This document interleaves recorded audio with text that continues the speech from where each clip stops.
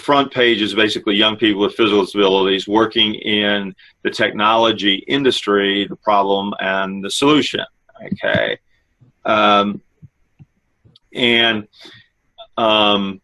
This is the next slide is just kind of my way of saying hello to the different people who are there. I did talk with John and Pat and Fong to find out that we do have IIT and University of Chicago and DePaul and Loyola either on or we're recording this here, and so we'll make it available to any of the leading professionals for disability services in the Chicagoland area. In interest of full disclosure, I lived in Chicago for the first 25 years of my life and went to Maine South High School in Illinois and Western Illinois and Illinois State, and so I am pretty familiar with what goes on in the Chicago area, right down to the Chicago Cubs, okay, and all the things that are going on there. I did manage to watch the Bulls come back from a 20-point deficit at halftime last night, and so my heart is still very much in Chicago, but I really don't miss your winters, I have to say.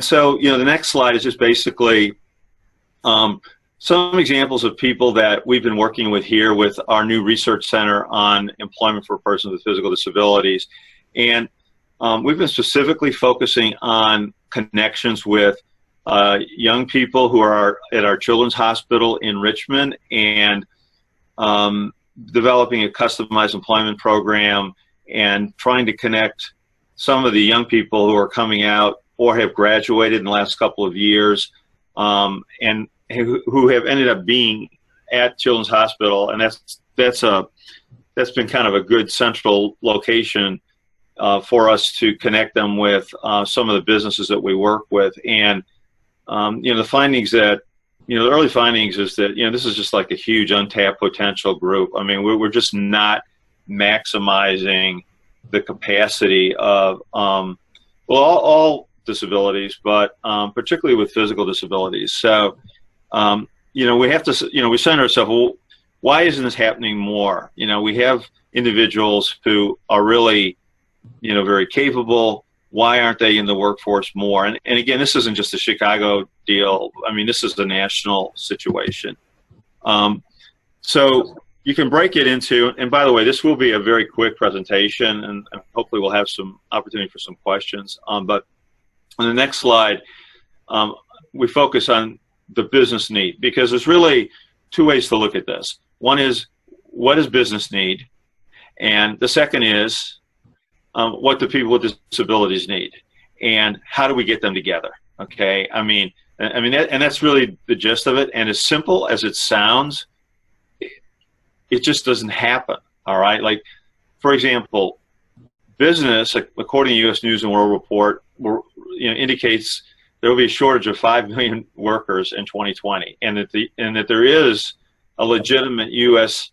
technology worker shortage looming. I mean, if you talk to startup companies, my son actually is working at a startup company in the healthcare area in Richmond, in the laboratory area, mobile phlebotomy, as a matter of fact. They're looking consistently for technology people at all different levels. So if you don't just get hooked up on Silicon Valley or part of Boston or certain areas that are supposedly big technology centers, Austin's in another place, Texas. I mean, and you just look at the thousands of startup companies that cannot really expand if they don't have tech expertise, whether it's on a staffing side or whether it's a permanent worker.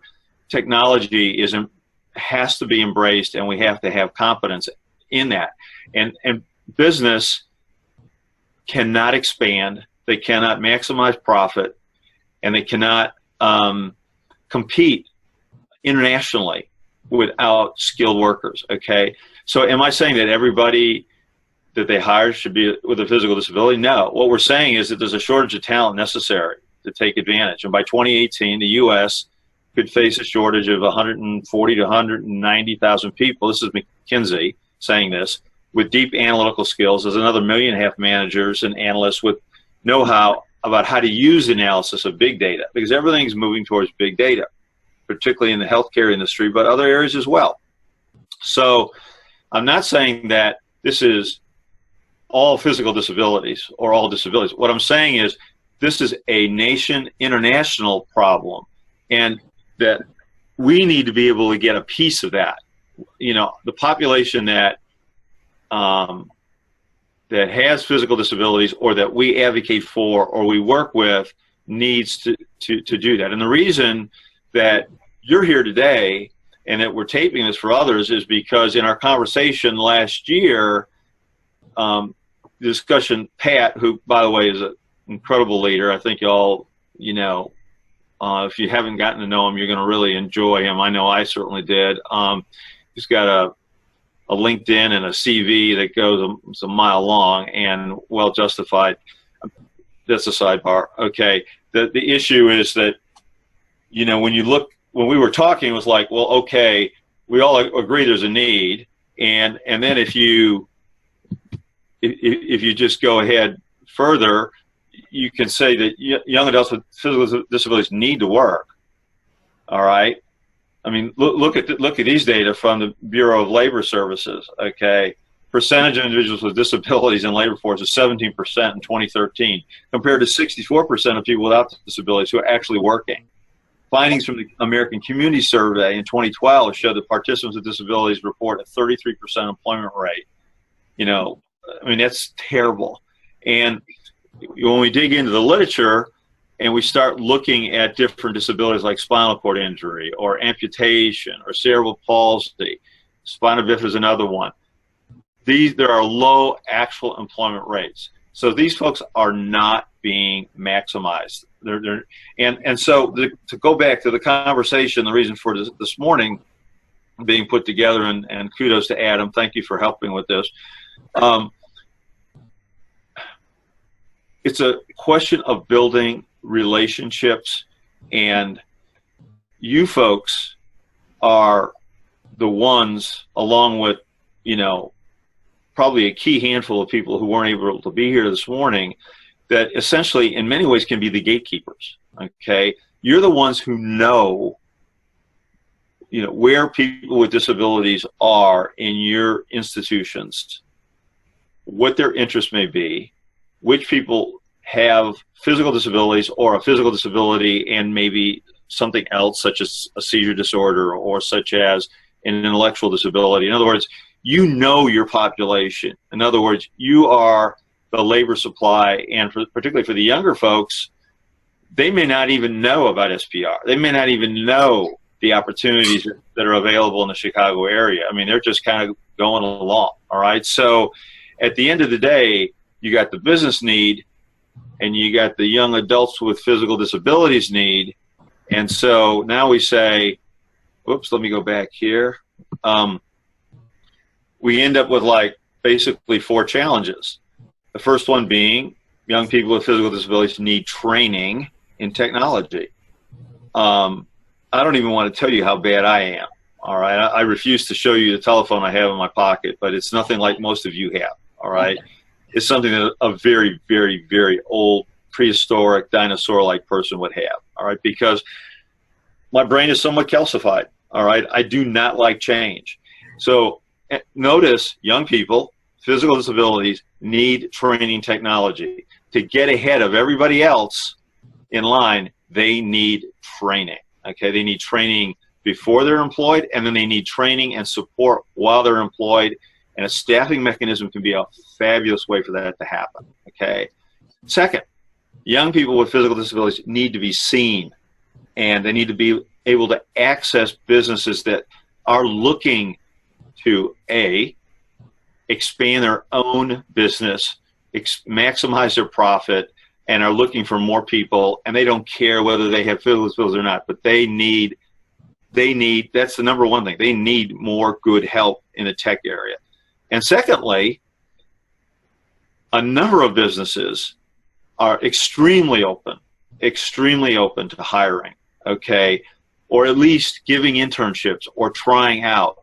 But it's up to us to make folks available and show that here's a population and here's the supports we can provide to make it happen. Businesses have got huge amounts of intellectual capital. They've got significant amount of resources, and if they don't, they know where to get resources, either through private funding or using their own assets for collateral. Any of a number of staff that are already in a company can be leveraged to help individuals with physical disabilities help the overall enterprise. So businesses need to be able to do that. And at the end of the day, and this is the reason, again, that you guys are all sitting there in that front row, is businesses and employment providers need to create, keyword, sustainable partnerships. This cannot be like, Duke University basketball, one and done. You're in the team 1 year and you're gone, that's it, okay? These has to be sustainable, long-term relationships. So you need the business, you need the gatekeepers who can bring in the supply, okay? And then even you all as gatekeepers may not be able to, and probably won't be able to, provide the community support that is going to be necessary. So for example, if Pat and his connections and his team can open the vault for potential businesses, and you can have the key to open the vault and bring some individuals over that might be interested, we're still not completely there, okay? To get those sustainable partnerships, we are going to probably need local community programs, of which a starting point on a pilot basis might be the work with John, who's with the University of Wisconsin-Madison, trying to find maybe a few community providers that might support businesses that are interested, okay? In other words, the whole thing is about creating these partnerships, and then once it gets going, businesses gets more ownership of it, and they take over more control of it, and it's all good. So the solution really is SPR Consulting and IT CAN teaming up with leading professionals in universities in Chicago. And I know that Dr. Fong Chan, who's there, another kudo internationally now, and I think you should all be aware of the fact that this is one of the heaviest published, most knowledgeable employment rehab researchers in the world, okay, is in your midst. And between him and Pat and their respective connections, along with you, I don't see why in all the Chicagoland area we couldn't get a growing number of individuals with physical disabilities that might want to participate and have careers in this area. Okay, so that's basically my my little shtick. There are some references that are part of this PowerPoint that I'm sure if anybody wants a copy of it, they can they can do so. Along with our, some of the websites, worksupport.com, centerontransition.org, VCU-autismcenter.org.